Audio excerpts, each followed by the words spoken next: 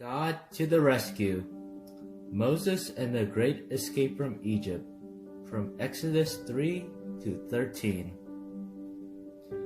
Joseph and his brothers grew old and died, but their children's children stayed on in Egypt, where they became a very large family. Later on, a new king began to rule, but this Pharaoh didn't remember Joseph, and he didn't like God's people. He made them into his slaves and beat them and made them work harder and harder. God's people cried out to God to rescue them, and God heard them. He remembered his promise to Abraham. He would look after his people. He would find a way to set them free. One day, Moses was looking after sheep when something caught his eye. A bush was behaving very oddly. It was flickering with flames, but its leaves weren't burning up. He took a closer look. "Moses!" boomed a big voice. Moses leaped back. The bush was talking to him. "I have heard my people's cries," God said. "I have seen their tears, so I have come down to rescue them.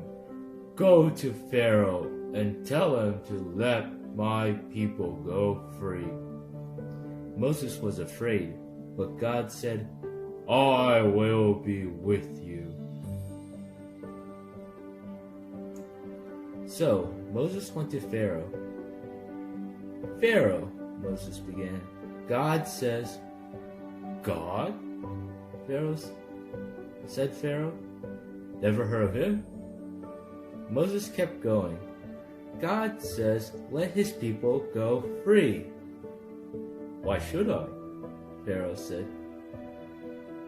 "Don't want to." "Won't."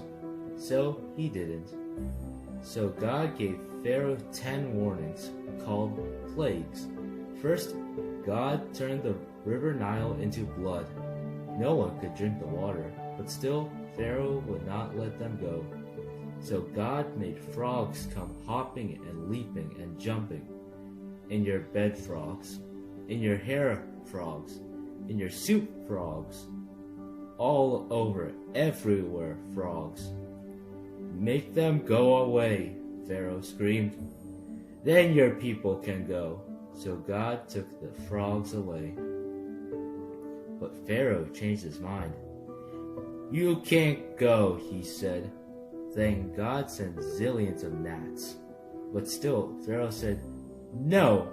So when God sent swarms of flies, flies buzzing in your ears, flies, and after that, sickness and horrible boils and huge hailstorms and a storm of locusts, then darkness when it should have been day, until it seemed that the whole world, creation and everything was coming undone, falling back into darkness and emptiness and nothingness.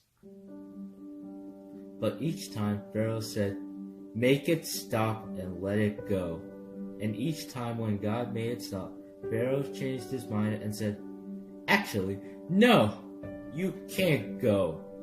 Finally, Moses warned Pharaoh, "Obey God or he will have to send the worst thing of all." Pharaoh just laughed. So God said, "The oldest boy in each family of Egypt must die, but my people will be safe."